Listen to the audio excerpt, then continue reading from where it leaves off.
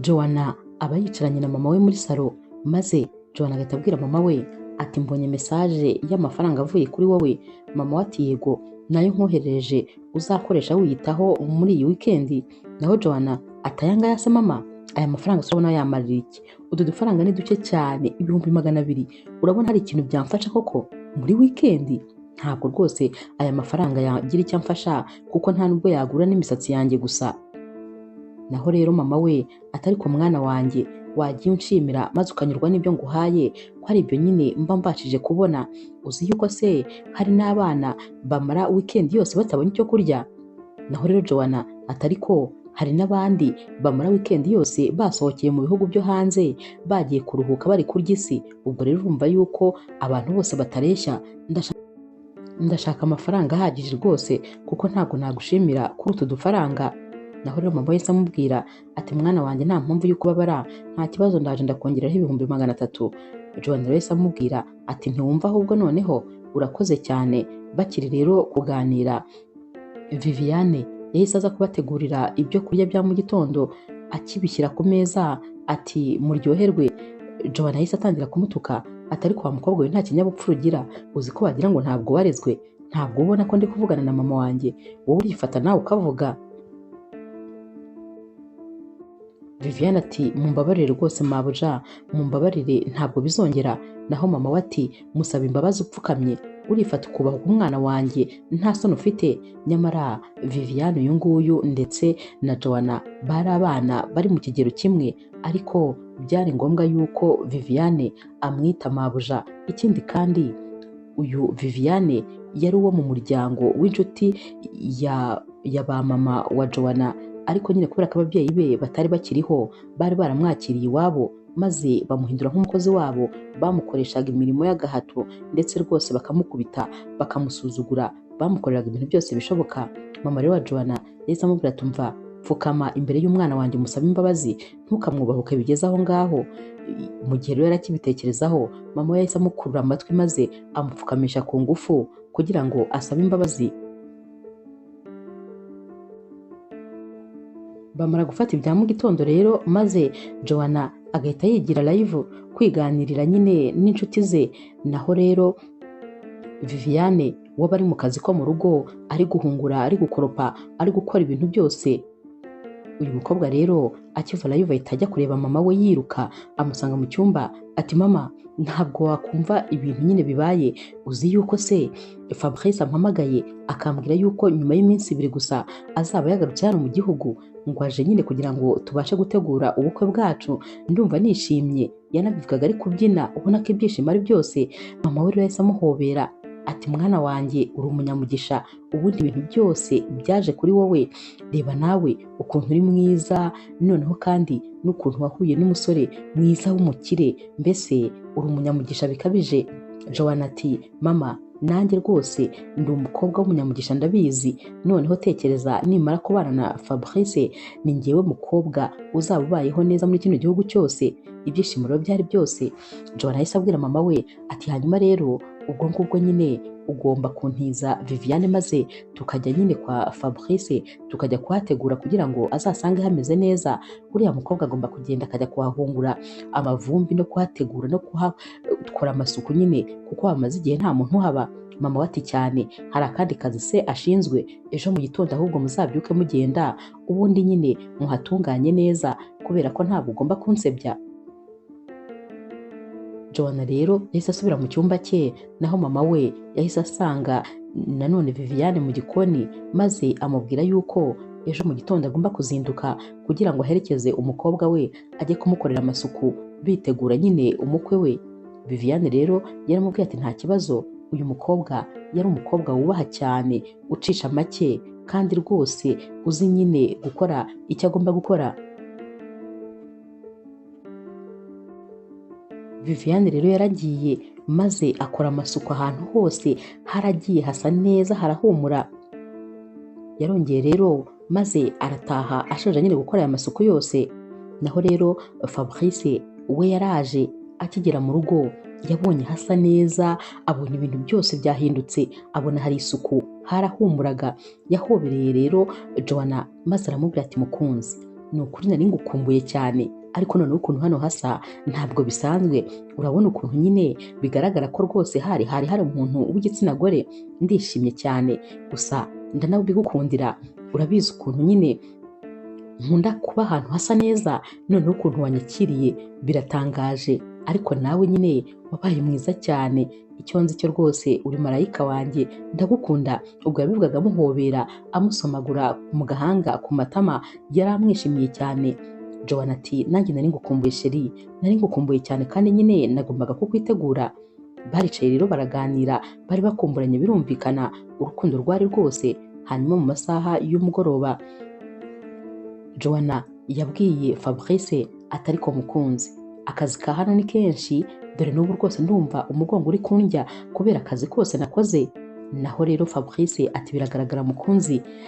Joanna rero amubwira ati none se waretse tugashaka nyine n'umukozi uri bube udufasha muri iyi minsi, dore ko nyine Joanna yaragiye kumara iminsi kwa Fabrice. Fabrice yaramubwira ati nta kibazo, ndabyumva cyane rwose, uzabikoreho. Joanna rero yagiye mu cyumba maze ahamagara mama we ati mama, ati rero Fabrice yanyemereye yuko nshobora gufata umukozi nta kibazo, uzajya umfasha, none ndumva nshaka kuzanyoherereza Viviane akaba ari uzajya umfasha, kubera ko niwe uzi gukora ibintu neza, niwe nyine ufite n'imbaraga. Naho mama we ati nta kibazo rwose, wowe uramufite, kubera ko n'ubundi hano nta kintu akora kidasanzwe, azaze ajya gufasha. Joanna rero yaramubwiye ati urakoze cyane, ubwo ejo mu gitondo uzamunyoherereze. Bwarakeye rero maze Viviane araza nk'uko Joanna yari yabivuganye na mama we. Yaraje rero atangira gukora amasuku, naho Fabrice we ntabwo yari ahari, nyine yari yagiye mu bintu by'akazi. Hanyuma rero Joanna yahise atangira kwigira live nk'ibisanzwe, maze abwira abafana be ko yifuza noneho kubatembereza inzu y'umukunzi we ngo barebe ukuntu ari nziza. Yatangiye rero kubereka mu nzu hose. Ni nako kandi ubwo Viviane we yari ari mu kazi kamumereye nabi. Mu kanya gato rero ubwo nyine ku mugoroba hari hageze, Joanna yaramubwiye ati genda ujye gutegura amafunguro kandi nyine utegura ibyo kurya bimeze neza. Nyamara Joanna nta n'igitekerezo cy'amafunguro na kimwe yabaga afite, nibura ngo amubwire n'ibyo ari butegure. Viviane rero yamubwiye ko nta kibazo, maze ajya mu gikoni atangira gutegura amafunguro. Mu kanya gato rero Joanna yamusanzeyo, maze ahita amubwira ati hanyuma rero ngiye kuba niryamiye, ubwo nyine urakomeza gutegura amafunguro. Viviane ati ariko umukunzi wawe ntabwo arataha. Joanna ati ceceka, ibyo se ubundi bikurebaho iki? Yampamagaye ambwira ko ari mu nzira, ariko mu muhanda hari ambuteyage, ubwo rero araza kuhagera mu kanya. Wowe teka hanyuma utegura ameza, ikindi kandi unamutegereze, nturyame ataraza, umutegerereze muri salo, njyewe ngiye kuba ndyamye. Viviane ati nta kibazo rwose. Yahise agenda rero Joanna maze ariryamira. Mu kanya gato rero Viviane yari amaze gutegura ameza, maze ajya kwicara muri salo. Ibitotsi byaramutwaye, atangira gusinzira kubera ukuntu hari hashize amasaha menshi. Fabrice yaraje agikora ku rugi, Viviane yahise akanguka. Fabrice rero yaramubonye maze tumubaza ati wowe urinde? Nyamara muri kano kanya Viviane yari kumubwira ati ni karibu boss. Fabrice wari utunguwe ati wowe urinde? Naho rero Viviane ati ndi umukozi mushya wo muri runo rugo. Fabrice rero yahise amubwira ati ati okay, ati ni karibu iwacu. Ati none se sheri wanjye ari hehe? Nawe ati yagiye kuryama. Fabrice rero yahise amubwira ati wihangane kuba nyine watinze kuryama, ibitotsi bikaba byakwishe, ari n'umunsi wa mbere hano, gusa nyine wakoze cyane kuntegereza. Viviane rero yahise amubaza ati naba ntegura ameza se mu gihe mugiye nyine kwitunganya? Naho rero Fabrice ati yego rwose kuko ndanashonje cyane. yaragiye rero akuramo imyenda arakaraba ahita agaruka ku meza maze atangira gufata amafunguro, ari nako kandi ari kubaza Viviane ati witwa nde? Viviane nawe akamubwira izina, akamubaza nyine buri kimwe cyose bari kuganira. Yamaze gufata amafunguro rero maze aramubwira ati urara haryana.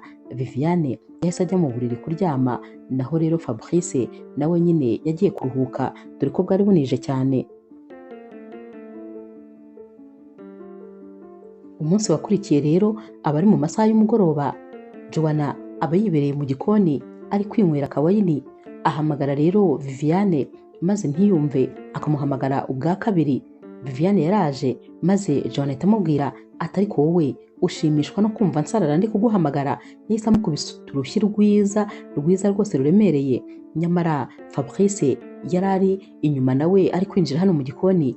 Yahise abwira Joanna ati mukunzi, ubu urakeka ko utarengereye kubera icyo ukubita uyu mukobwa?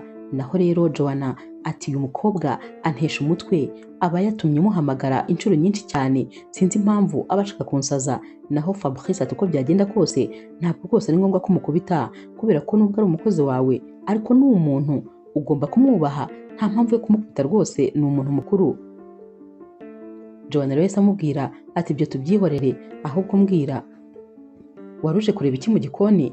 Fabrice ati nari nje kureba umukunzi wanjye, nari namushatse ahantu hose namubuze.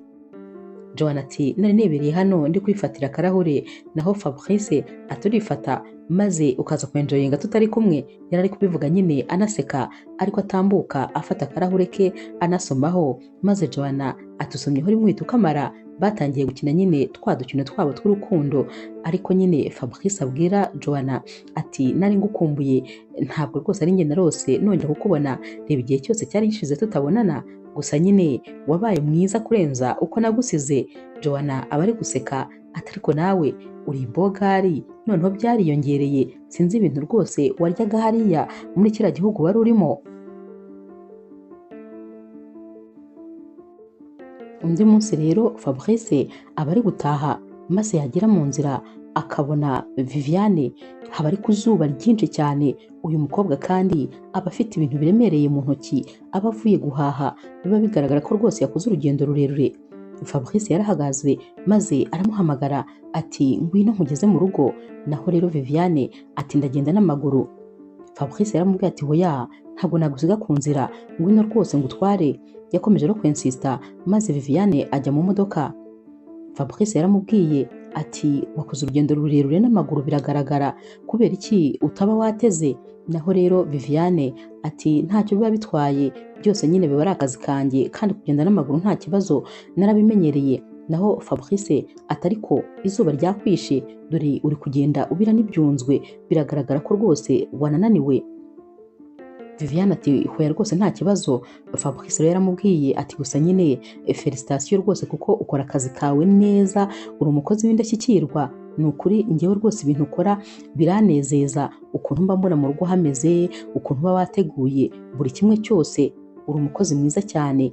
Naho rero Viviane yaramubwiye ati murakoze rwose boss kuntera imbaraga. Viviane rero yari umukobwa mwiza cyane ku isura, ariko utajya useka na rimwe, ndetse rwose uhora ucecetse. Yari atuje cyane ku buryo wabaga ubona ameze nk'umuntu ufite ibintu byinshi cyane ahishe.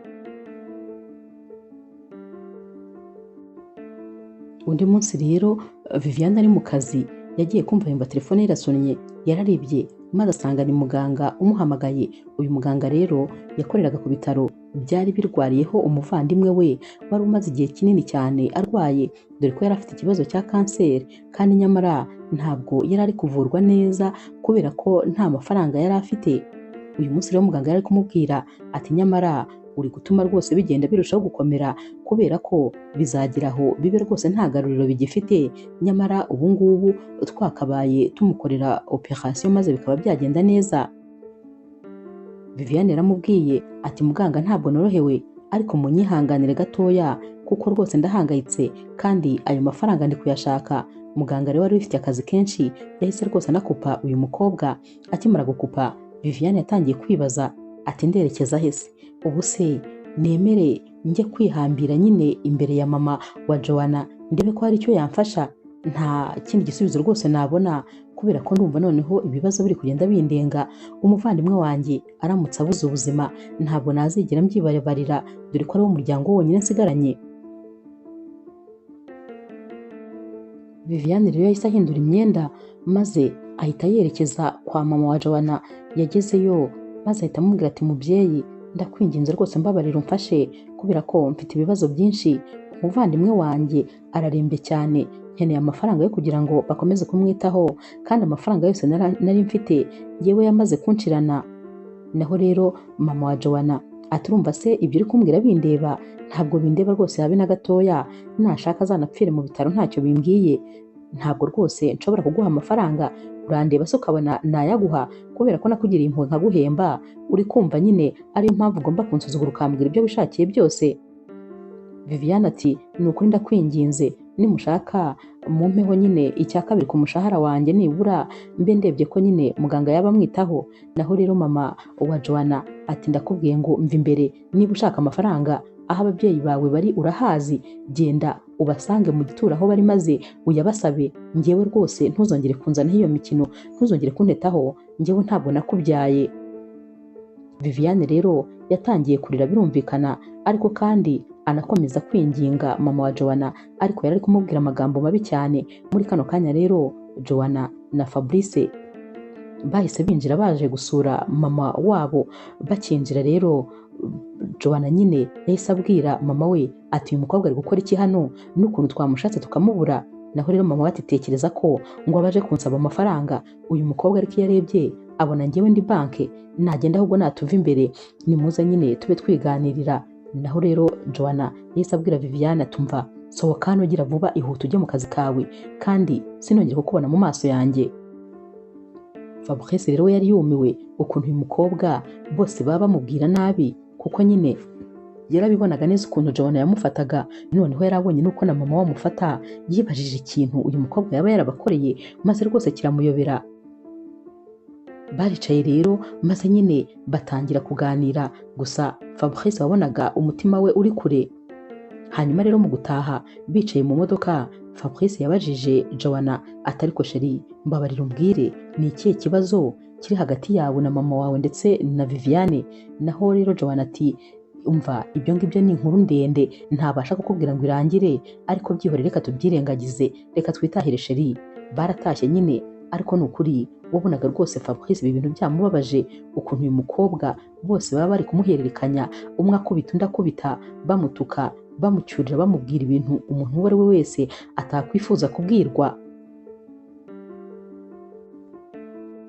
Bageze mu rugo rero maze Fabrice ahita ajya kureba Viviane, ariko mu buryo rwose bw'ibanga. Yaramubwiye ati mbabarira umbwire hari ikihe kibazo hagati yawe na Joanna ndetse na mama we wamukoze iki? Naho rero Viviane ati nta kibazo gikomeye gihari, gusa nyine byihorere rwose nta kibazo kandi meze neza. Naho rero Fabrice ati wambabariye ukanyizera maze ukambwira. Viviane yaramubwiye ati hoya nta kibazo rwose gihari, gusa uyu musore yarabibonaga neza yuko hari ikibazo. Umunsi rero wakurikiye umushuti wa Joanna yaje kumusura maze abona nyine na Viviane arahari. Yaramubajije ati none se uriya mukobwa ari gukora iki hano? Naramuzanye kugira ngo abamfasha akazi ka hano mu gihe turi mu myiteguro y'ubukwe na Fabrice. Naho uyu mushuti we atari ko se ubwo wabitekerejeho neza? Ariko ujya ubona ukuntu uriya mukobwa ari sexy, ujya ubona ukuntu usa ahubwo ari mwiza, ubanza utabibona? Naho rero Joanna ati reka uriya mukobwa tubanye imyaka myinshi ntabwo rwose ajya yitinyuka, ikindi kandi na Fabrice ubwe ntabwo yamureba, yaba mwiza se ubona andusha ubwiza. Naho umushuti ati nyamara hari ikintu rwose utabubona, uriya mukobwa ateye neza, ni mwiza, kandi urumva ko ni nawe ukora akazi kose wakabaye ukora mu rugo rwawe. Urumva ko rero rwose ndakubwiza ukuri ntabwo uri safe. Naho rero Joanna ati hoya ibyo rwose ntacyo bitwaye, ahubwo reka dukomeze twivugira ibyacu, uriya we mwihorere ndabizi, umugabo wanjye rwose ntashobora kumureba. Undi munsi rero Fabrice ndetse na Joanna baba bari kumwe bari mu cyumba bonyine bari kuganira, maze Joanna akabwira Fabrice ati hanyuma rero ndashaka ko tuzakora ubukwe bw'igitangaza, ubukwe abantu bose bazavugwa. ndetse rwose bazandika no mu binyamakuru, ndifuza bwa bukwe bwiza ku buryo umuntu wese azajya abureba akumva ni ubukwe bw'inzozi ze. Tugomba gutangira kandi kubipanga hakiri kare, kuko rwose ndashaka ko buri kimwe cyose nta kosa rizigera riba, buri cyose kizaba ari cyiza kandi cyane. Fabrice rero amubwira ati ariko se chérie, buriya ni ngombwa ko twazakora ubukwe burenze tugatumira n'abantu benshi kurusha uko twakora ubukwe nyine buciriritse, hanyuma andi mafaranga tukareba aho twayinvestinga, noneho nyine akaba yazatubyarira umusaruro igihe nyine tuzaba dukeneye amafaranga, nibura ayo mafaranga akaba yadutabara. Uyu mukobwa rero yahise amureba ati ubwo se ibyo ngibyo urumva ari ngombwa? Ibyo rwose ntabwo ari ngombwa, ikintu cyiza imbere ni ubukwe bwanjye, ngomba gukora ubukwe buzasigara mu mitwe y'abantu bose ku buryo nta muntu uzigera abwibagirwa na rimwe, ndashaka gukora ubukwe burenze. Byarangiye rero bino bintu nyine batabyumvikanye, kubera ko Fabrice yamubwiraga ko bashobora gukora nyine ubukwe bwiza ariko atari ibintu nyine birenze cyane, ikindi kandi bakanatumira abantu bake, hanyuma ayo mafaranga yandi bakaba bareba aho bayashora, ubundi akaba yatangira kunguka. Joanna rero yahise yivumbura maze aranigendera, naho rero Fabrice yasigaye ari gutekereza atari ko se njyewe ntekereza nabi, mfunze umutwe, cyangwa byari byamuyobeye, ntabwo yumvaga ukuntu ibintu yatekerezaga ko ari iby'umumaro abibwiye umukunzi we, maze rwose ukabona ko umukunzi we ntacyo bimubwiye. Naho rero ku rundi ruhande Viviane we aba agiye kwicwa n'agahinda rwose, arongera agafata umwanzuro wo kuba yajya kwinginga Joanna. Yaragiye rero amusanga aho yari ari nyine ari gukora live, maze aramubwira ati wambabariye nkakuvugisha iminota nk'ibiri gusa. Yayivuyeho rero n'umujinya, maze atangira kumutuka, ubundi aramubwira ati ngaho mbwira vuba. Viviane yaramubwiye ati wambabariye ukamfasha ko mfite ibibazo rwose kandi ko mpangayitse, murumuna wanjye ari hafi gupfa nintagira ubutabazi muha, wambabariye ukamfasha kwinginga mama wawe maze rwose akampa amafaranga. Joanna rero yatangiye kuvuga nyine amusubira mu kanwa ati nta soni, ati uraza kuntetaho, ati ntabwo rwose nshobora kugufasha kumwinginga, ubwo nyine yapfa atapfa ni akazi ke, ngiye ntacyo bimbwiye, gusa ntuzongere kuza kunyicira gahunda nibereye mu byanjye ngo uze ubyangiza, kubera ko ibyawe n'umuvandimwe wawe ntabwo rwose bindeba habe na gatoya. Umunsi umwe rero aba ari muri wikendi, hanyuma Fabrice yinjira mu cyumba maze agasanga Joanna ari kuzinga imyenda ayishyira muri varize. Yahise amubaza ati chérie, byagenze bite se kandi ko ndeba uri kuzinga? Naho Joanna atumva nyine ngize gahunda yihutirwa, ngiye kujya mu wundi mujyi kubera ko manager wanjye yarampamagaye ambwiye yuko hari defile ngomba gukora, ubwo rero ngomba kugenda byihuse, noneho tekereza ko aya masaha nakabaye nageze muri uwo mujyi, none dore aho amasaha ageze. Fabrice ati none se kubera iki bagutunguye, kubera iki bataguteguje? Naho rero Joanna ati yego nibyo barantunguye, ariko nanone ni akazi kandi ntabwo ngomba kukirengagiza, ngomba kukajyamo byanze bikunze, ihangane ntabwo nzatinda, ni iminsi 3 yonyine nzamara. Fabrice yarabyemeye, ariko nyine birumvikana ko bitari bimushimishije cyane cyane ko rwose byari ibintu bitunguranye. Joanna rero yahise ajya kubwira Viviane ati hanyuma ugomba kwita ku mugabo wanjye, ukajya umutekera neza, ugakora amasuku, ugakora buri kimwe cyose ku buryo ibintu byose bigomba kuba biri ku murongo. Aba bimubwira kandi anamubwira nabi cyane. Uyu munsi rero ku mugoroba Fabrice yaraje nyine yiviriye hanze kwitemberera, maze ahita asanga Viviane yamaze gutegura ameza. Yaramubwiye ati ubwo rero mushobora kujya kwitegura nyine maze mukaza ku meza. Yahise amubwira rero ati urakoze cyane. Yaraje ajya ku meza, ariko nyine asaba Viviane ko yakwicara hano hafi maze akaba amuganiriza. Amaze gufata amafunguro, Viviane yashatse kwandurura, naho rero Fabrice yahise amubwira ati hoya ndabyikorera nta kibazo. Yatangiye kwandurura, naho rero Viviane ati hoya bashobora kunyirukana ku kazi kanjye kubera ko aka ni akazi kanjye boss. Fabrice ati rega nanjye mfite amaboko, ahubwo tugende mu gikoni njye kugufasha koza bino byombo kuko rwose nanjye ndabishoboye. Baragiye rero bajya mu gikoni maze Fabrice atangira koza, ari nako kandi Viviane yunyuguza. Fabrice rero yatangiye kumubaza ati kano kazi ukamazemo imyaka ingahe ko mba mbona ugafitemo uburambe cyane? Viviane ati nkamazemo imyaka 7. Fabrice ati imyaka 7 yose? Naho rero Viviane ati yego, ati ubuzima nyine niko bumera, buguha amasomo wawe uyashaka cyangwa utayashaka, ariko rwose urayiga.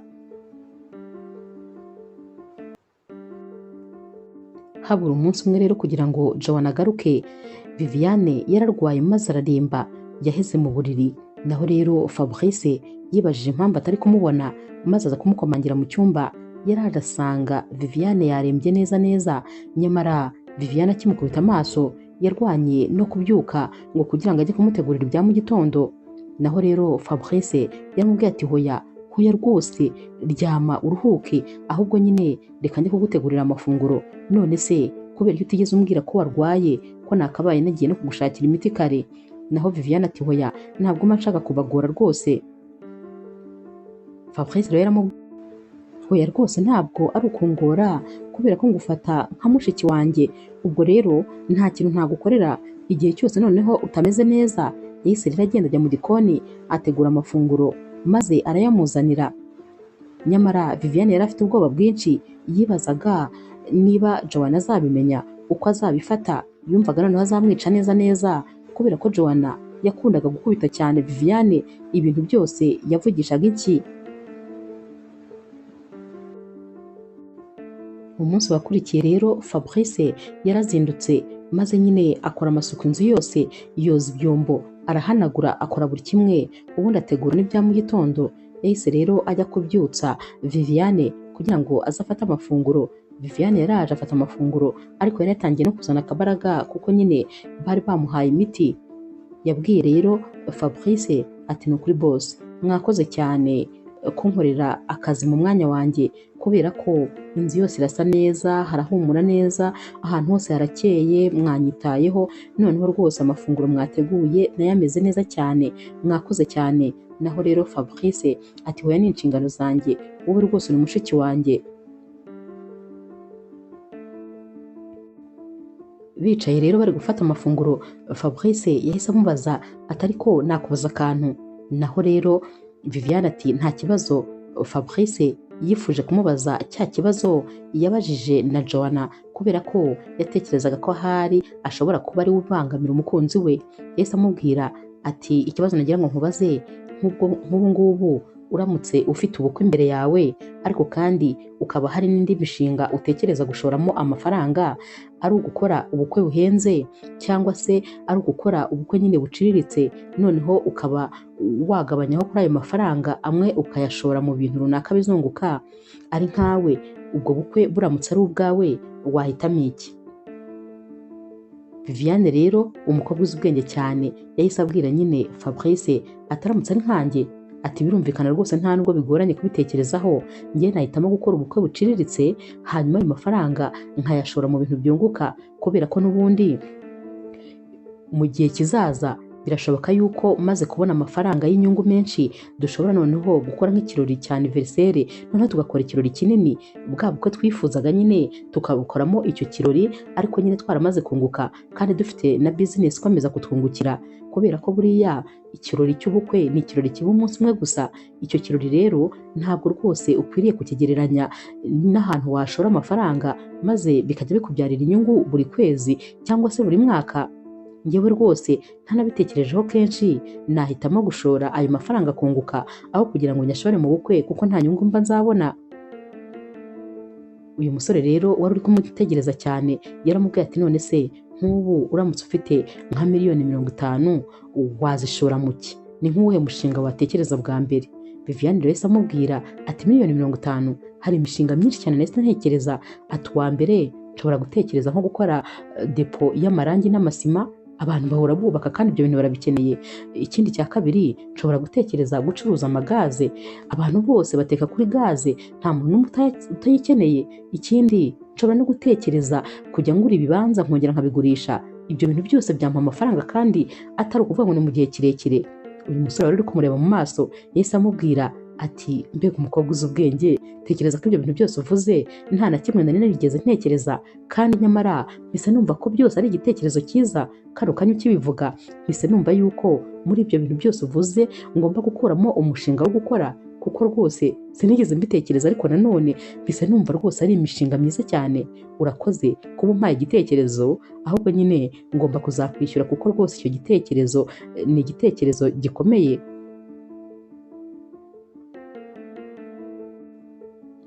Fabrice rero yaramushimiye cyane ndetse rwose amubwira ko ari umukobwa w'umuhanga. Hanyuma rero ku mugoroba Joanna yaratashye, yakomanze ku muryango maze Viviane aramubwira ati ni karibu. Joanna yahise amubwira ati hita ugenda vuba ujye kunzanira amabagaje yanjye ari mu modoka. Yabimubwiraga nabi cyane, nyamara Viviane we ari kumubwira ati ni karibu bosi, ni karibu mabuja. Uyu mukobwa rero Joanna yahise abaza Viviane ati sheri wanjye ari hehe? Naho rero Viviane ati ntaho hari, yasohotse. Joanna ati yasohotse atambwiye? Ati ahubwo se watetse iki?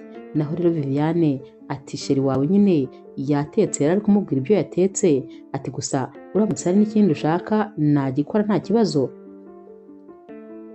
Joanna rero yahise arambika isakoshi hasi ati ngo nguki? Ati guhera ryari sheri wanjye agutekera? Naho Viviane ati ntabwo nari meze neza, kandi rwose niwe nyine wabishatse gutegura amafunguro, njyewe ntabwo numvaga nyine meze neza, niwe wabihisemo. Naho rero uyu mukobwa yahise atangira kumuha inshyi ati kuva ryari umugabo wanjye aba umukozi wawe maze nawe ukamureka agategura amafunguro mu mwanya wawe? Kuva ryari? Yaramukubise rero inshyi mu matama yombi maze ahita amubwira ati mva imbere, kandi ikindi ujye umenya akazi kawe. Yahise rero agenda ajya guterura amavalize nyine ya Joanna. Fabrice rero yaraje maze asanga Joanna yarakaye. Joanna ati kuva ryari? Naho rero Fabrice ati mbabarire kuba ntaje kugufata ku kibuga cy'indege, nari nakize gahunda yihutirwa cyane. Naho Joanna ati mbwira kuva ryari utekera umukozi? Fabrice ati yararwaye ntabwo yarameze neza, rero rwose nagombaga gutegura amafunguro kandi ni nanjye nabimusabye, ntabwo rwose ari we babimbwiye. Naho rero Joanna wari urakaye ati hanyuma se ubundi nyine ibyo bintu byihutirwa wari wagiyemo ni ibiki? Naho Fabrice atumva nyine nari nagiye gushaka inzu nshobora gushyiramo amasima ndetse n'amarangi. Joanna ati ngo iki? Ati byose ni iby'iki kandi? Naho rero Fabrice ati nabitekerejeho neza maze nsanga rwose nkwiriye kuba umudistributeur w'amasima ndetse n'amarangi, kandi ibyo bintu byazaduha amafaranga mu hazaza. Ni ukuvuga yuko Fabrice cya gitekerezo cya Viviane yahise agikora agishyira mu bikorwa uwo munsi nta no gutinda rwose, kuko yahise ajya gushaka inzu yo kuzakoreramo uyu mushinga. Naho rero Joanna ati ariko rwose mba numva ngewe uri mu mikino, cyakoze rwose ibyo bintu sinkeneye kubyumva, ndumva ari imikino gusa. Ubwo rero niwumva iyo mikino umaze kuyivamo ubwo uraza kumbwira tuvugane. Naho rwose ngewe ibyo ntabyo ndi kumva. Ubwo nanone yahise yivumbura kandi ahita yumva ntabwo akeneye ko bakomeza kuganira. Nyuma y'iminsi mike rero Fabrice atangiye ya bizinesi, ibintu byatangiye kugenda neza. Yaratashye rero avuye muri iyi bizinesi ye maze araza ajya kureba Viviane mu gikoni. Akimukubita amaso yahise amubwira ati Viviane, wakwemera se ko ya bizinesi byagenze neza? Mbega igitekerezo cyiza. Naho rero Viviane ati iyihe se kandi? Naho rero Fabrice ati ya yindi yo gucuruza amasima ndetse nyine n'amarangi. Atumva kiriya gitekerezo cyari cyiza, ntabwo ushobora kubyumva, gusa nyine uri umukobwa w'umuhanga. Yanabivugaga kandi ariko amuterura amuhobera, yari yamwishimiye birenze. Atumva uri umukobwa mwiza w'umuhanga, simbizi ikintu nshobora kukubwira, gusa nyine warakoze cyane kumpa kiriya gitekerezo, kuko ibintu byose ubu turi kuvugana bimeze neza. Yaramushimiraga ntarekere. Naho rero Viviane yaramubwiye ati boss, ndishimye cyane kandi ni ukuri felicitation kuba business wakoze yaragenze neza, ni ukuri nanjye ndabyishimiye. Naho rero Fabrice ati urakoze cyane, byose nyine ni ukubera wowe, niyo mpamvu ibintu byose bimeze neza. Umunsi umwe rero Fabrice yarabyutse ari mu masaha y'ijoro, yaragiye mu gikoni gufata amazi yo kunywa. Hanyuma ageze muri salo yacanye itara maze asanga Viviane yicaye hano ari kurira yahogoye. Yahise amubaza ati kubera iki uri kurira wajimije amatara? Naho rero Viviane ati oya nta kibazo gihari, nuko gusa nari ndi kureba televiziyo maze ndeba agafilime kababaje, niyo mpamvu nari ndi kurira. Fabrice yarabibonye ko ukuntu ari kurira atari byo kuba rwose ari kurizwa n'agafilime yarebaga, ko ahubwo ashobora kuba afite ikibazo gikomeye. Yaramubwiye ati mbabarira umbwire, urabizi uri nka mushiki wanjye, mbwira ikibazo ufite ni ikihe, mbabarira rwose ufungure umutima wawe maze umbwire. Viviane rero yaramubwiye ati byose ni ukubera nyine umuvandimwe wanjye. Noneho ari kuvuga ibi yarashwanyutse ararira cyane bikabije. Fabrice yahise yicara mu yindi ntebe ati umuvandimwe wawe se kandi byagenze bite? Naho rero Viviane ati umuvandimwe wanjye aryamye kwa muganga arwaye kanseri, kandi nyine mfite ibibazo byinshi rwose kubera iyo ndwara ye. Nabuze amafaranga yo kwishyura kwa muganga, none rwose ndahangayitse, ndumva nenda nko gusara. Uyu musore rero yahise amubwira ati ni ikibazo cy'amafaranga ufite? Ati gusa nta kibazo, reka nyine tuzavugana ejo, reka njye kuryama nawe ugende uryame, tuzavugana ejo. Kubera ko iyo nyine nka Joanna aramuka abyutse maze agasanga aba bombi bicaranye muri salo, ntabwo rwose bari kumusobanurira ko nta kintu kidasanzwe bari bari kuvugana. Umunsi wakurikiye rero Joanna ndetse nyine na Fabrice bagombaga kujya gusura mama wa Joanna, ariko nyine mbere yaho bari boherejeyo Viviane kugira ngo ajye kumufasha kwitegura niba ari ugukora amasuku, guteka n'ibindi byose. Hanyuma rero bariyo nyine bicaye bari kuganira, mama wa Joanna yatangiye guhamagara Viviane amubwira nabi, atari kubundi uriya mukobwa wagira ngo nta kintu na kimwe ashoboye, umukobwa w'umunebwe gusa, ubu ngubu aracyakora iki? Yamuhamagaye rero amutuka amubaza ati ibyo kurya bigeze he, ko numva nisonzeye. Nyamara ari kuvuga ibi ngibi wabonaga Fabrice ababaye kubera ukuntu nyine bafata nabi uyu mukobwa. Viviane rero yabwiye mama wa Joanna ati bigiye kuboneka mu kanya gato rwose, ndaba mbibonye mbizanye. Yasubiye mu gikoni yiruka. Naho rero Fabrice yahise abwira Joanna wari umwicaye iruhande ati none se mukunzi, wagiye ukamufasha ko hari nyine muri babiri, mwagira vuba maze mukazanira mama wawe amafunguro. Joanna yahise yireba ati nde? Ati njye mu gikoni se? Ati reka reka, ati urabizi ko ngiye ndi umumaneke, kandi nyine nk'umukobwa w'umumaneke ngomba guhora mfite uruhu rwiza rutoshye, ntabwo rwose ngomba kujya mu bintu by'imyotsi cyangwa se gukora ku muriro. Ngaho ureba ndamutse mpiye cyangwa se uruhu rwanjye rugasa nabi, urabizi ko rwose ibyo bintu ntabwo ari iby'umukobwa w'umumaneke. Uruhu rwanjye ngomba kurwitaho kubera ko iyi niyo bizinesi yanjye. Ari kuvuga ibyo kandi mama we yari ari kuzunguza umutwe nyine nk'umuntu umushyigikiye, nk'umuntu uri kwikiriza ati ibyo uri kuvuga ni ibya nyabyo. Joanna rero yahise abwira mama we ati ahubwo nyibwirira mama amakuru se. Ubwo yamubazaga nyine amakuru yo muri iyi karitsiye yabo, mama we nawe ariko ari kumusubiza, ubona rwose bari kwisekera. Nyamara Fabrice we yari yamaze kubihirwa, yari yamaze kumirwa kubera iyi famiye yabonaga ari abantu batagira umutima.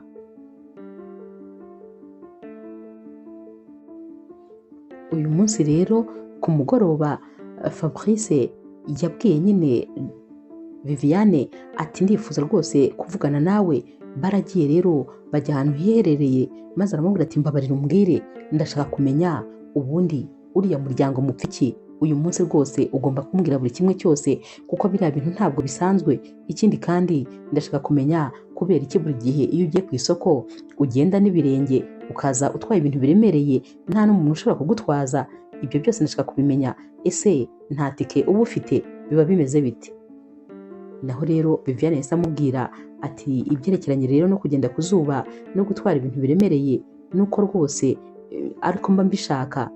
Fabrice ati wimbeshya, nta muntu n'umwe wakwifuza kugenda kuri iri zuba ngo yikorere ibintu biremereye bityo. Viviane rero yahise amubwira ati ntabwo rwose mba nkeneye ibibazo, kubera yuko ndamutse nteze ntabwo nakira Joanna. Fabrice yahise amubaza ati ariko ubundi mbabarira umbwire, mbwiza ukuri, uriya muryango mupfa iki? Hari ikintu na kimwe waba warawukoreye? Viviane rero yahise amubwira ati rega ubundi bariya ni umuryango wanjye, igitangaje ni uko nyine buriya ureba Joanna ni mubyara wanjye kubera yuko mama we ava inda imwe na papa wanjye, ariko rero ababyeyi banjye bakimara gupfa sinzi impamvu uriya muryango wahise udufata nk'aho utatuzi, watangiye kudufata nabi cyane maze rwose batangira kutugira abakozi bo mu rugo njyewe n'umuvandimwe wanjye, sinzi impamvu badukoreye biriya bintu kandi ikirenze kuri ibyo ibintu byose twari dufite nibo babyigaruriye, ariko sinzi impamvu rwose batigeze nibura banibuka ko dufitanye isano ngo maze nibura banadufate neza n'umwanya na mutoya. Fabrice yahise yumirwa ati nibyo mufitanye isano maze bakagufata kuriya, noneho yahise yumva bimurenze kuko ukuntu yabonaga bamufata ntabwo rwose byari ibintu bisanzwe. Fabrice yahise amubwira ati ndaza kuvugana na Joanna maze rwose ndebe icyo nagufasha. Uyu musore nyine yabaga yumva agomba kuvugana na buri kimwe n'umukunzi we mbere y'uko agikora, nyamara umukunzi we rwose ntabwo yumvaga. Ku mugoroba rero atashye yatahanye impano yari iri nyine mu kantu k'akamverope, hanyuma yasanze Joanna yicaye muri salo. Yahise abwira rero Joanna ati umeze ute se mukunzi? Naho rero Joanna ati meze neza. Atunzaniye indi mpano se kandi? Naho rero Fabrice ati hoya iyi ntabwo ari iyawe, iyi ngiyi niyo nzaniye Viviane. Joanna ati ntabwo bishoboka, gute se waha impano Viviane? Naho rero Fabrice ati ngomba kumuha impano kubera ko kuri uyu mukobwa yaradufashije akazi kose yadukoreye, se ubu koko ntabwo dukwiriye kumushimira? Ntidukwiriye kumwereka urukundo? Kuba nabamuhaye iyi mpano urumva ari ibintu bitangaje? Joanna ati hoya ntabwo bibaho, ntabwo iyi mpano wayimuha. Naho rero Fabrice yahise ahamagara Viviane ati ngwino hano, atakira iyi ni impano nakuzaniye kugira ngo ngushimire. Viviane yarahindukiye maze areba Joanna, yasanze Joanna ari kumureba ikijisho ku buryo yabonaga cyenda nko kumutobora. Yahise abwira rero Fabrice ati hoya monsieur nta kibazo rwose, ntabwo iyo mpano nayifata, gusa mwakoze kuntekereza. Naho Joanna ati nawe arabizi nyine, arabizi rwose ko atayifata. Fabrice yahise amubwira ati yifate kubera ko rwose nayikuguriye kandi nta mpamvu n'imwe ikwiriye gutuma utayifata, iyi mpano ni iyawe, yakire. Yayimuhaga rero anayimutsindagira cyane, kandi nyine Joanna nawe yarakomeje kumureba urujisho. Naho Viviane yabuze nyine amahitamo maze afata ya mpano aba arirutse ajya mu cyumba. Joanna byaramurakaje ku buryo umukunzi we agihaguruka muri salo, Joanna yahise ajya mu cyumba cya Viviane maze ahita amwambura ya mpano, yahise ayijyana hanze maze arayitwika n'umujinya mwinshi. Mu kanya gato rero Fabrice yumvise ibintu biri kunuka, arebye hanze asanga ni Joanna uri gutwika ya mpano yari yamaze guha Viviane. Byaramurenze, yirutse nyine ajya aho yari ari kuyitwikira. Atariko kubera iki nta mutima ugira? Kubera iki uri umugome? Kubera iki wanga uriya mwana kandi mu by'ukuri uriya mwana ari umwana mwiza? Kubera iki umuzira? Joanna ati ntabwo wansuzuguza uriya mukozi, ntabwo wamuha impano. Gute wamuha impano se? Impano ni njye njyenyine ugomba kuziha, naho we rwose ntabwo abyemerewe. Fabrice atariko nukuri badukoreye akazi k'indashyikirwa. Naho Joanna atariko turakamuhembera, ni akazi ke nyine niko yaje asaba.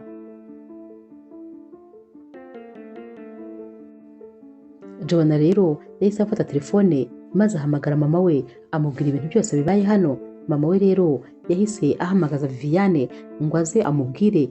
Viviane yagiyeyo maze mama wa Joanna si ukumukubita, yaramukubise hafi kumwica, yaramukubise ku buryo uyu mukobwa yazanye ibikomere umubiri wose. Yaragarutse rero maze ahita ajya mu gikoni afungaho maze ararira, yari afite ibikomere umubiri wose.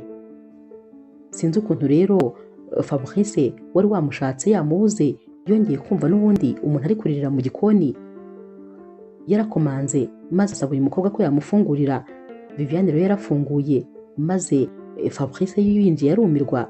Uyu mukobwa yari afite ibikomere mu maso, ku maboko, ahantu hose. Yamubajije rero icyabaye maze amubwira buri kimwe. Fabrice yarumiwe ati uyu si umuryango, ni inyamaswa, ni ibisimba. gute abantu bagukorera ibi bintu. Yaramuhendahenze aramubwira ati ceceka komera. Yarongeye nyine aramuturisha nubwo uyu mukobwa yari akiri kurira cyane. Yahise amubwira ati ikindi kandi buriya rwose iriya mpano nakuzaniye yari test nagira ngo mpe Joanna ndebe yuko nimusaba kuguha ubufasha buremereye azabyemera, ariko mbonye ko bidashoboka. None mu gitondo cya kare uze kubyuka ujye kwa muganga ndagusangayo, ubundi nyine fagitire zose zikenewe kugira ngo bavure umuvandimwe wawe zose ndazishyura, maze nyine batangire kumwitaho. Viviane rero wari uri kurira yahise amera nk'ucecetse, maze ahindukira areba uyu musore ati nibyo se? Naho rero Fabrice ati cyane rwose, ikizasabwa cyose ejo nzagikora maze umuvandimwe wawe avurwe. Nubwo rero Viviane yari ari kurira yahise amwenyura. Naho rero Fabrice ati kandi ihangane ku byakubayeho byose, gusa noneho ndumiwe. Ngaho rero tuza ugende uryame witurije, mu gitondo uze kuzinduka nyine ujye kwa muganga, uraza kumpamagara ubundi ngusangeyo byose tubikemure, ntugire ikibazo kandi ntiwongere kurira. Ntabwo rwose nshaka kongera kumva uri kurira. Viviane rero yaramushimiye, ariko noneho araceceka kuko yari abizi neza ko hagize icyo Joanna amenya noneho neza n'ijosi barikuraho. Bwarakeye rero nk'uko bari babivuganye, maze bahurira kwa muganga. Fabrice yishyuye buri kimwe maze bahita batangira kumukorera operation. Nyuma rero y'iminsi mike uyu mukobwa yari ameze neza ariko atarakanguka, ariko nyine abaganga bamubwiraga ko nta kibazo rwose, ibintu byose byagenze neza. Umunsi umwe rero bari kwa muganga, ubwo nyine Fabrice yari ari kumwe na Viviane. Viviane ari kumushimira ati warakoze cyane, icyizere rwose ndagifite ko ibintu byose bizagenda neza, ko azakanguka. Iyo ntakugira sinzi rwose icyo mba narakoze. Naho rero Fabrice atariko nanjye nakoze icyo nagombaga gukora, kubera ko ni wowe wambereye ingirakamaro kurenza uko ngiyewe nabikoze, kubera ko n'amafaranga yose mfite ni wowe nyakesha. Warakoze cyane rero, niyo mpamvu nanjye nagombaga gukora ibishoboka. Viviane rero yahobereye Fabrice ati ni ukuri warakoze, sinzi inshuro rwose nzagushimira. Ari nako nyine na Fabrice nawe ari kumuhobera cyane ati ni ukuri ndanishimye kuba noneho ubu ibintu bimeze neza, uri kumwenyura nibura nubwo atarakanguka, ariko icyo cyizere uragifite. Aba bombi rero bakomeje guhoberana, ibyishimo nyine byari byarenze Viviane kubera ukuntu abaganga bari kumuha raporo nziza cyane. Aba bombi rero uko bahoberanaga sinzi ukuntu barebanye mu maso, maze baba barasomanye bitunguranye rwose. Muri kano kanya rero wa muvandimwe wa Viviane yahise akanguka, maze ahita avuga ati Vivi. Naho rero Viviane yahise ahindukira, yasanze umuvandimwe we ari kunyeganyega ndetse ari kubumbura amaso, byaramurenze, maze ahita atangira kumusomagura. Aturakangutse, atumeze neza. Yarongera ahaguruka, arongera kandi ahobera Fabrice ati ni ukuri warakoze ku bwa buri kimwe, ibi byose niwe mbikesha. Arongera ahita agaruka yiruka, n'ubundi akomeza gusomagura umuvandimwe we. Ibyishimo rero byari byose, bari banezerewe kubera ko ibyo bari bakoze ntabwo rwose byari byabaye imfabusa. Nyuma rero y'iminsi 3 Viviane bari gukoropa, ari gukora amasuku, maze Fabrice akinjira rero Viviane yahise amusekera ati ni karibu boss. Naho rero Fabrice ati sinakubwiye ko uzajya unyita Fabrice, ibintu bya boss ukabyihorera? Viviane ati yego, ariko nyine kubera kububaha buri gihe ndabyibagirwa. Fabrice yahise amubwira ati urabona iyo nseko ufite, ubu nini ukwiriye guhorana, nuko rwose ukwiriye guhora umeze, ukwiriye guhora ukeye mu maso, ukwiriye guhora useka, ukwiriye ibyiza. None se ubundi murumuna wawe azataha ryari? Naho rero Viviane ati muganga yambwiye ko ari buze kumusezerera uyu munsi.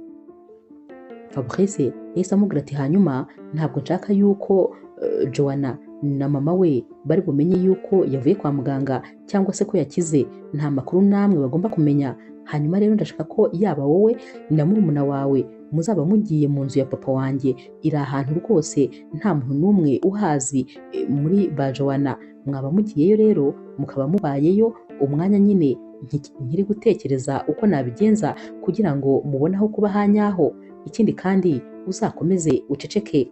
Joanna yumvise rero Viviane rero yumvise bimurenze, maze ahita amubwira ati iyo Joanna aza kuba atari hano mba nguhobereye. Naho rero Fabrice ati hoya nta kibazo, ariko ndabizi ko nyine nyuma bizashoboka. Viviane yahise amubwira ati wagenda Joanna ataraza, kubera ko aramutse aje agasanga uhagaze hano byaba ari bibi rwose. Fabrice rero yahise agenda asanga nyine Joanna mu cyumba. Ku mugoroba rero Fabrice ndetse na Viviane bagiye gufata murumuna wa Viviane kugira ngo bamujyane nyine muri ya nzu. Baragiye rero bajyayo, ariko nyine Fabrice abwira Viviane ko atagomba kuzajya ahaguma igihe cyose, ko ahubwo azajya ajya kumureba akamutunganyiriza utuntu dukeya, ariko akagaruka ku kazi kugira ngo Joanna atazagira ikintu na kimwe amenya. Ni nako rero byagenze.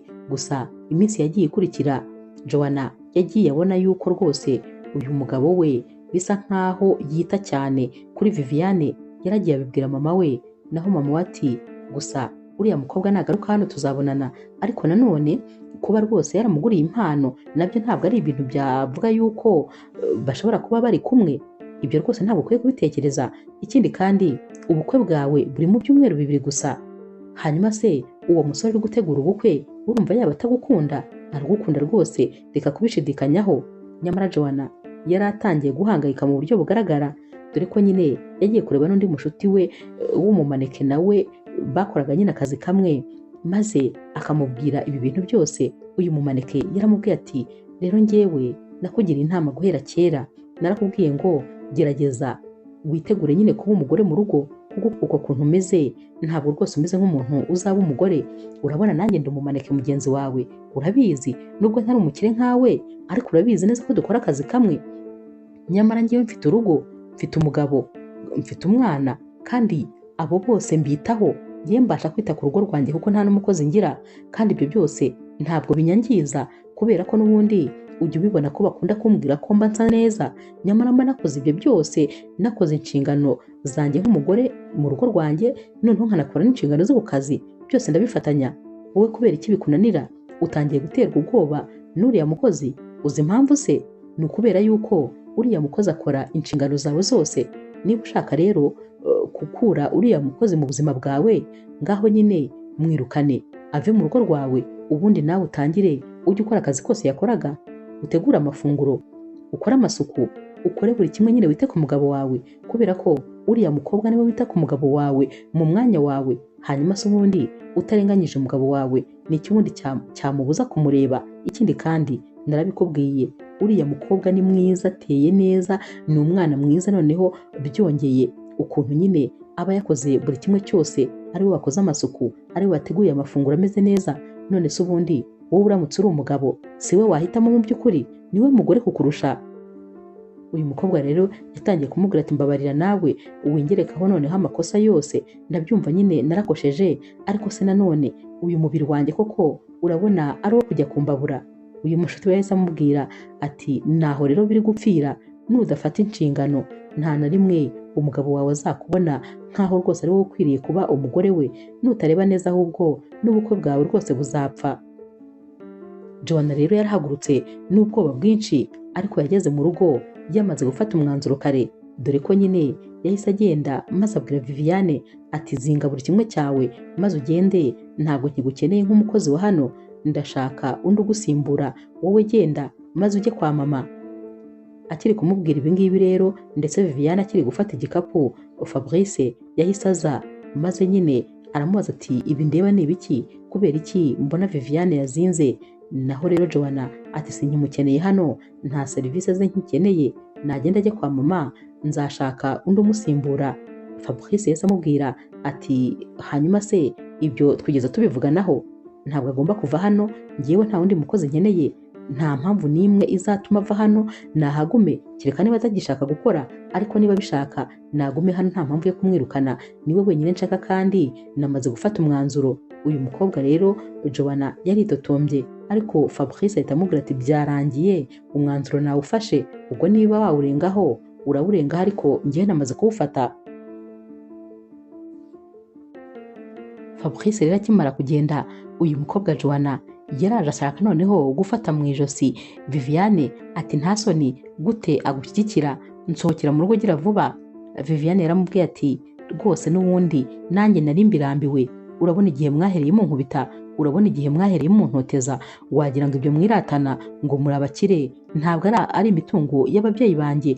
Uyu mukobwa rero yararakaye maze umujinya uramwica, ashaka kongera kumukubita, ariko Viviane arongera aramufata, yaramubwiye ati n'ikindi gihe, kubera ko niwongera kuzamura urushyi ahubwo ninjye nzagukubita. Uyu mukobwa rero yatangiye kumubwira amagambo mabi, maze Viviane biramurakaza, yamuhaye inshyi ku buryo za nshyi zose bamukubise ubuzima bwose yazimwishyuye mu munsi umwe. Ntabwo rero Joanna yumvaga ko ibi bintu bishoboka, dore ko nyine Viviane yahise yifatira igikapu cye maze aramubwira atumva, hanyuma rero aho kurwanira umugabo uzakora ibishoboka byose, ahubwo we nyine akwiyumvemo, yumve ko ari wowe mugore umukwiriye, kubera ko kumurwanira byo rwose ntacyo byakugezaho. Yahise yisohokera. Joanna yahise afata telefone ahamagara mama we, ati umukobwa arankubise, ati tekereza ibintu byose ambwiye, yarabimubwiye byose.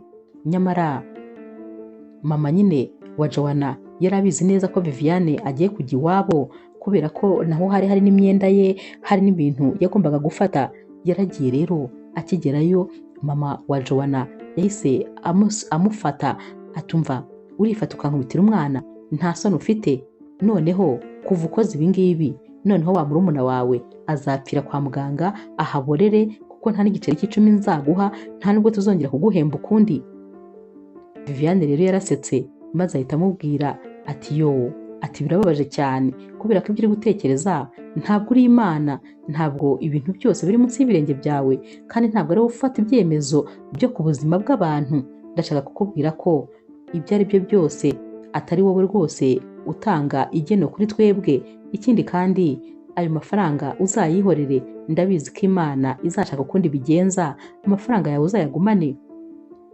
Uyu mumama rero yahise ashaka nawe kumukubita, ngo kubera ko ari kumusubiza ndetse ko ngo amuvuze mu izina, yazamuye ukuboko maze Viviane ahita agufata. Yaramubwiye ati n'ikindi gihe ntuzongere kumenyera na rimwe, mwarankubise bihagije, ibyo byararangiye, kandi ntimuzongera kunkubita n'umunsi n'umwe.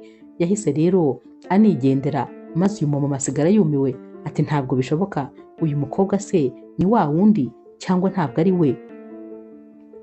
Nyamara rero Fabrice yahise abwira Viviane ati hanyuma genda nawe wigumanire na murumuna wawe, sinshaka ko hari umuntu n'umwe uzamenya noneho ahantu muri, ntuzongere kwigaragaza, kuko ndabizi ko aho noneho ibintu bigeze, Joanna na mama we bagiye gukora ibishobotse kugira ngo baguhige, kandi baramutse bakubonye bashobora no kukugirira nabi. Wowe nyine igumira aho ngaho, ubundi nyine icyo bazajya bapanga cyose, icyo nzajya menya nzajya nkubwira, ndetse nzajya nza kukureba ariko nihishe cyane. Ikindi kandi ukomeze wite kuri murumuna wawe, nizere ko imiti ari gukomeza kuyinywa neza. Naho rero Viviane ati nta kibazo, kubera ko nyine wa munasi wamushakiye ari kumwitaho neza, imiti arayimuhera ku gihe, mbese buri kimwe cyose kimeze neza. Nyuma y'icyumweru rero mama wa Joanna ashakisha Viviane ariko yaramubuze, yahamagaye Joanna ati ngwino nkubwire, gusa ishyano ryaguye. Joanna rero yaje yihuta, maze mama ahita amubwira atumva, nari maze icyumweru cyose narabuze amakuru ya Viviane, narayobewe aho yagiye, hanyuma nagiye kwa muganga kugira ngo nyine ndebe ko ariho yaba ari, maze ngezeyo amakuru nasanzeyo rwose yo yankuyemo umutima. Joanna ati none se byagenze bite? Naho mama we atuzi yuko bambwiye ko hari umunsi Viviane yazanye n'umusore, maze uwo musore akishyura fagitire zose, bakavura murumuna we agakira, maze bakataha.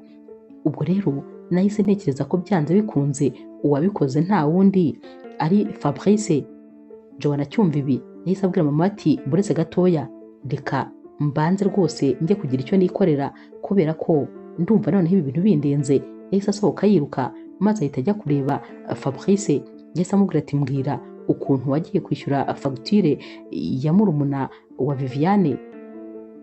Fabrice rero nta guca ku ruhande, yaramubwiye ati narayishyuye rwose n'umutima mwiza kandi nta n'ikintu na kimwe nishinja. Naho uyu mukobwa ati habe no kubihakana se, habe no kubihakana. Fabrice ati mbihakanira iki se kandi narabikoze, ngewe ntabwo meze nkawe na mama wawe, gusa nyine mama wawe yagushyizemo umutima mubi, ubundi iyo urebye ubona ari uku nguku uzafata abana tuzabyara, ni ubu rero uzabaha nk'ubwo mama wawe yaguhaye. Ariko muri abagome, kubera iki mwanze umwana wo muri famiye yanyu maze mukamukorera biriya byose? Muri kano kanya rero Joanna yarumiwe kuko yaratangiye kumva Fabrice azi amakuru yose n'ayo atamubwiye.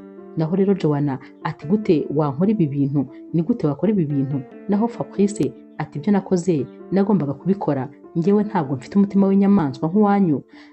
Bakiri kuvugana rero telefone ya Joanna yarasonnye, maze Joanna arayitaba ati mama umeze ute? Nyamara uwari uri kuri telefone ntabwo yari mama we, kuko yahise amubwira ati mama wawe yakoze agisida, ubu rwose ari kwa muganga kandi ameze nabi cyane. Fabrice rero yahise amubaza ati bigenze bite? Naho Joanna ati mama akoze agisida. Bahise rero bajyana, kubera ko Fabrice nyine birumvikana yahise ahangayika, yahise amutwara rero kwa muganga kugira ngo bajye kureba uko ameze. Nyuma y'iminsi rero mama wa Fabrice aramuhamagara maze akamubwira ko yifuza kujya kureba ba bakobwa, ndetse rwose Fabrice amubwira ko abyishimiye cyane. Mama rero yaramubwiye ati ariko nanone ndashaka nyine na ya madosiye ndayashaka kubera ko bari kuyambaza.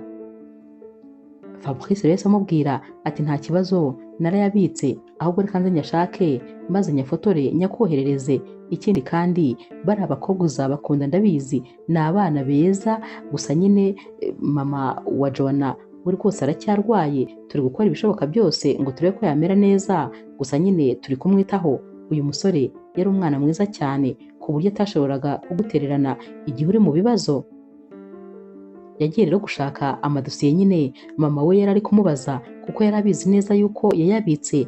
Yatangiye gushakira ahantu hose atekereza arahashakira. Sinzi ukuntu rero yakuruye agatiriwari k'akabati kari karimo nyine amadosiye, ari kugenda areba, yabonye akamverope kari kanditseho inyuma amazina ya Joanna. Ati bise kandi byanditseho Joanna ni ibiki? Yafashe rero aka kamverope maze aragafungura, ibyo yasanzemo imbere yahise akubitwa n'inkuba neza neza, kuko umutima wabaye nk'uhagaze. Agikuramo agapapuro kari karimo, kari agapapuro ko kwa muganga kemeza nyine ko Joanna yakuyemo inda. Nyamara igihe yayikuriyemo ni cya gihe yamubwiraga ko agiye mu wundi mujyi kumara y'iminsi 3, ko kandi ahafite nyine defile agomba gukora. Nyamara yari agiye gukuramo inda y'uyu musore, kandi uyu musore byaramurenze. Ati gute umuntu twitegura gukora ubukwe yakuramo inda yanjye? Gute yanyicira umwana? Narabivuze ko uyu muryango ari inyamaswa, ariko nukuri ntabwo rwose nari nzi ko bigeze aha ngaha. Yahise afata aka kamverope maze agenda yiruka no kwa muganga nta kwihangana. Yasanze rero aho nyine Joanna yarahagaze, yaragiye ahita amuhereza kano gapapuro ati mbabarira umbwire ukuntu nta mutima ugira, ukuntu wambeshye ngo ugiye mu kiraka naho wari ugiye gukuramo inda yanjye. Joanna rero yaramubwiye ati mbabarira rwose ngusobanurire, urumva nyine numvaga ntariyakira, numvaga kandi ntashaka gutakaza uko ngaragara, numvaga ntashaka kubyibuha, ntashaka kugaragara nabi, niyo mpamvu nagiye kuyikuramo, kubera ko numvaga ntaritegura kuba umubyeyi.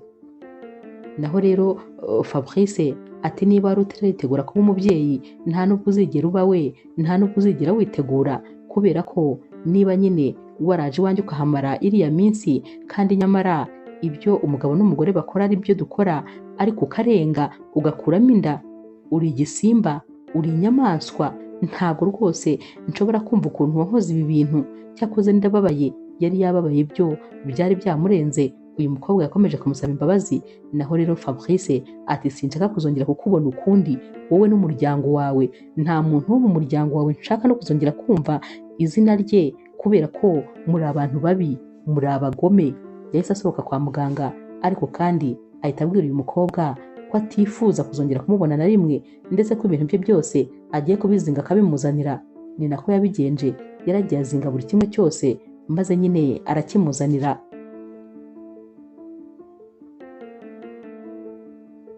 Joanna rero yahise ahamagara wa mushuti we maze nyine amubwira ibimubayeho uko yamubwiraga buri cyose. Uyu mushuti we yaramubwiye ati narakubwiye, nakubujije gukora ibyo bintu ariko urangurananira. Ikindi kandi wakoze amakosa menshi. Ubundi ni gute umukobwa utarasezerana n'umusore yifata akajya kuba iwe? None se wahabaga nk'umugore we? Wahabaga nk'iki? Ikindi kandi rwose amakosa ni ayawe. Narakwinginze nkubwira ko udakwiye gukora ibyo bintu kubera yuko n'ubundi mwitegura kurushinga, kandi niyo mwaba mutabyitegura atari byiza rwose kwikora mu nda, ariko waranzurananira. Gusa nakubikiye ibanga, nta muntu n'umwe nigeze mbibwira, ariko ntutekereze ko ari uko cyari igikorwa cyiza wakoze. Wakoze igikorwa kibi cyane ndetse kigayitse. Nanjye narakugaye ndetse mba numva ntakwiriye no kuba inshuti yawe kubera ko uri umuntu mubi kandi cyane. Yahise amubwira ati ikindi kandi sinifuza kuzongera kumbwira ibibazo byawe. Ntuzongere kunyinjirira mu buzima kubera ko n'umugabo wanjye amenye ko mfite inshuti nkawe yagira ngo nanjye niko meze, kubera ko baravuga ngo mbwira uwo mugendana ndakubwira uwo uri we. Ntabwo rero nifuza gukomeza kugendana nawe, sinifuza no kuzongera kumva amakuru yawe ukundi. Nawe nyine yahise amwirukana. Nyamara ikintu kibabaje ni uko Joanna igihe yari asubiye kwa muganga yasanze mama we yamaze gushiramo umwuka. Yaricaye ararira maze ibintu byose biramurenga. Yabonaga isi imugwiriye. Yari ari kwibaza ati ubu noneho ndabibwira nde? Ndajya hehe? Ndahungira he? Ko mama ari we muntu wenyine wajyaga anshyigikira none akaba agiye. Kubera iki agiye kino gihe? Kubera iki ubu ngubu ari bwo ansize?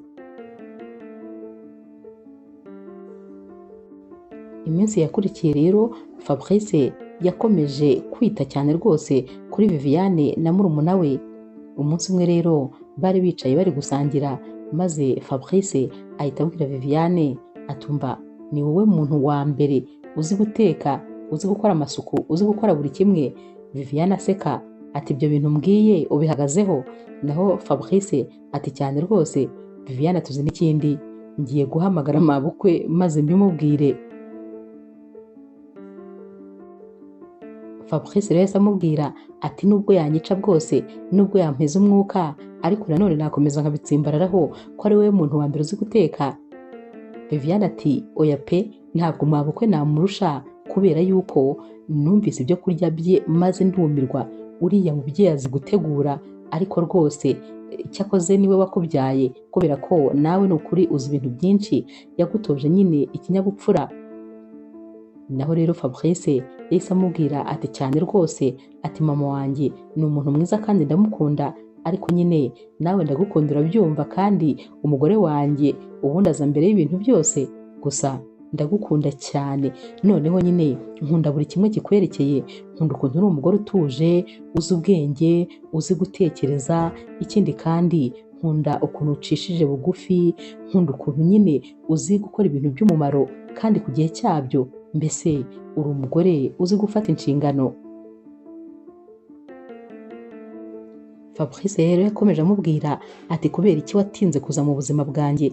Kubera iki utaje kera maze ukareka abakobwa bakabanza bakantesha umutwe, bakancanganyikisha neza neza? Kuki utaje kare ngo maze twikundanire twikorere ubukwe? Naho rero Viviane uri guseka yaramubwiye ati ariko buriya nyine nagombaga kuza kino gihe, nagombaga kuza kandi waramaze kubona experience ko abakobwa bose atari abana beza. Gusa nyine Fabrice ibyishimo byari byose. Yabwiye uyu mukobwa ati gusa nta kintu na kimwe kinshimishije nk'umunsi uzaba witwa umugore wanjye. Gusa nyine tugomba gutegura ubukwe kandi byihuse rwose kuko ndumva ntifuza gukomeza kuba njyenyine. Naho rero Viviane yaramubwiye ati ni ukuri urabizi ko rwose nanjye nta kindi kintu ntegereje, nta zindi nzozi ndi kurota. Ikindi kandi tugomba rwose gukora ubukwe bworoheje. Amafaranga yacu urabizi hari ibintu byinshi yagendeyemo, tugomba gukora cyane ariko nyine tukadepansa amafaranga make.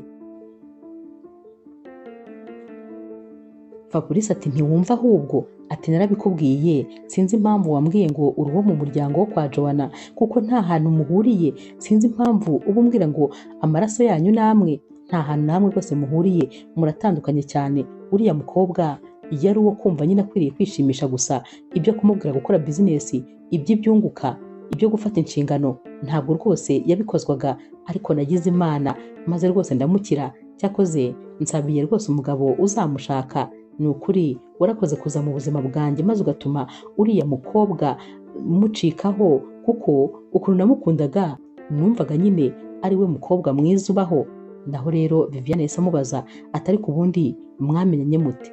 Naho rero Fabrice ati nyine umunsi umwe ninjiye muri supermarket ubwo nari ngiye guhaha, maze nkubise amaso Joanna wari uri guhaha nawe, nahise nkururwa n'ubwiza bwe, numva nyine uriya mukobwa ndamukunze.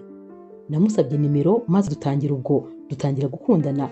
Naramukunze kandi ubyumve, naramukunze bya nyabyo. Gusa uko iminsi nyine yagendaga itambuka, nagendaga mbona afite defo nyinshi cyane. Noneho umaze kuza mu buzima bwacu nibwo nabonye yuko uriya atari we mugore unkwiriye, kuko natangiye kubona ko rwose nta kintu na kimwe azi gukora, nta kintu na kimwe ashoboye no gutekereza ubwabyo, wagira ngo aratekereza akababara. Noneho umunsi menya ko yankuriyemo inda y'umwana, yanyiciye umwana kugira ngo akomeze agaragare neza, ubwo numvise mwanze ku buryo n'ubu mba numva ntakeneye no kumva izina rye. Sinkubeshye, nuko nyine wari ubimbajije, ariko ubundi sinshaka ko tuzongera kumuvugaho ukundi. Urabizi ndagukunda n'umutima wanjye wose. Hanyuma rero ibitekerezo byanjye, ubwenge bwanjye byose bigomba kuba kuri wowe, kubera ko ubundi ni wowe umukobwa w'inzozi zanjye. Ntibyatinze rero aba bombi bakoze ubukwe, dore ko nyine ibintu byabo rwose ntabwo bari bategereje ibintu by'ibikabyo, bifuzaga gukora ubukwe buri aho buciriritse, kuko rwose ntabwo bumvaga ko amafaranga baruhiye bagomba kuyatakaza umunsi umwe. Hanyuma rero ku munsi w'ubukwe bwabo birumvikana nyine bwari bwajwemo n'abantu bakeya, ariko abantu ba hafi yabo. Amafoto y'ubukwe rero ntajya abura kugenda. Umwavoka wari umwavoka wa papa wa Viviane, sinzi ukuntu yabonye aya mafoto maze abona ko uyu mwana ari uwo wa mugabo yari abereye umwavoka. Akibona aya mafoto yahise atangira gushakisha uyu mukobwa, dore ko yari yaramubuze, yari yaramushakishije ahantu hose yaramubuze. Yamugezeho rero aho nyine yamusanze aho bari batuye, maze aramubwira ati rero njyewe nari umwavoka wa papa wawe, narabashatse ndababura, gusa kubw'amahirwe nababonye ku mafoto mwakoze ubukwe, mbonye amazina y'ababyeyi banyu, nahise menya ko rwose uri umwana w'uwari bosi wanjye. Viviane rero yaramubwiye ati ntabwo nkwibuka neza, ariko nanone ndakwibuka gahoro, kubera ko najyaga nkubona kera nubwo nyine nari nkiri umwana. Uyu mugabo rero yaramubwiye ati tekereza ko mfite nyine ibyangombwa by'imitungo yanyu yose ari njyewe nabibikaga, narabashatse rero kugira ngo mbibahe, maze rwose ndababura. Natekerezaga ko ahari namwe mutakiriho, gusa ndishimye. Nicyo gihe rero cyo kugira ngo nguhe ibyangombwa byawe byose, maze nyine uzajye kureba imitungo ya papa wawe. Ndakeka, sinzi uko bimeze ubu ngubu, ariko rwose ndakeka nyine ishobora kuba yari ifitwe n'abantu bo muri famiye yanyu. Ibi bintu rero Viviane akimara kubyumva yabaye nk'uwishimye, ariko nanone arongera arababara, kubera ko yabayeho ubuzima bwose ababaye kandi atakabaye ababara. Ariko nanone yarishimye ko nibura agiye kwisubiza iby'ababyeyi be. Yashimiye uyu mwavoka cyane kuba rwose yaramwibutse, ndetse ibi byose akaba yarabibitse kubera ko yarabaye inyangamugayo. Bahise rero bafata umwanzuro wihuse wo gusubira nyine iwabo, maze bakajya gusohora Joanna mu mazu yabo no mu mitungo yabo yose, buri kimwe cyose bakongera bakagisubirana. Baragiye rero maze bamubwira ko atagomba kuharara, ndetse ko rwose nta n'umwanya wo kwitegura afite. Bose bari baramurakariye kubera ko yari umwana mubi cyane. Bamusohoye mu nzu, maze ageze mu muhanda ari kugenda atazi aho agiye, atazi aho yerekeje, yatangiye kurira, maze atangira kwicuza impamvu atigeze aba umwana mwiza, kuko ahari yaza kuba umwana mwiza ubu ngubu aba afite aho guhera anasaba imbabazi Viviane, ndetse rwose akaba yamusaba n'ubufasha. Ariko yari yaramuhemukiye, we na mama we baramwatse buri kimwe ndetse rwose bakajya barenzaho no kumukubita. Yararize rero ati mama kuki wansize, kubera iki ibibazo byose wabinjyanyemo warangiza ukabinsigamo. Ariko mu by'ukuri ntacyo yari afite cyo guhindura kubera ko ibi byose yakaba yarabitekereje mu hashize. Ubu rero ntacyo guhindura cyari gihari, byose byari byararangiye, amazi yari yararenze inkombe.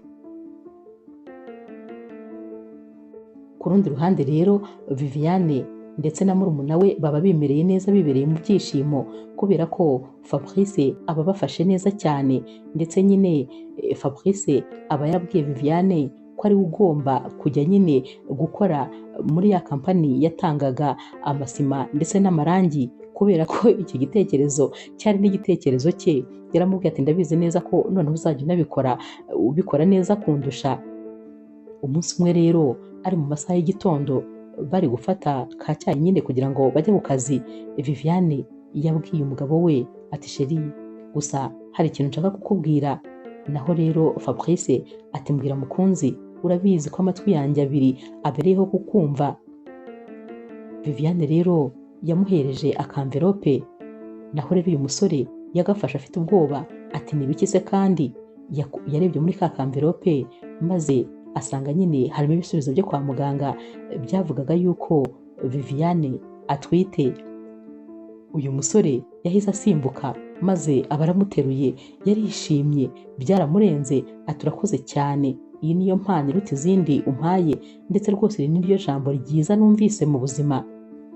Yarapfukamye rero maze ashyira ugutwi ku nda ati nakumva se ukuntu umuhungu wanjye ari gukina. Viviane ati niki kikubwira se ko ari umuhungu?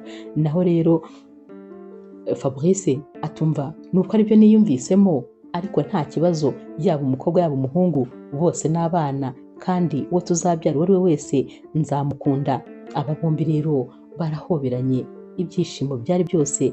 Viviane ati warakoze kunkunda, warakoze kuza mu buzima bwanjye. Naho rero Fabrice ati ni wowe wakoze kumpa ibyishimo no kunyereka ko urukundo rwa nyarwo rubaho. Inkuru yacu y'urukundo rero naho tuyisoreje. Mwakoze kuyikurikira. Niba ukunda inkuru z'urukundo zica kuri Zasha TV, ntukagende udakoze subscribe, like, share na comment. Ni inkunga ikomeye kuri twebwe. Ndabakunda cyane rero nk'ibisanzwe.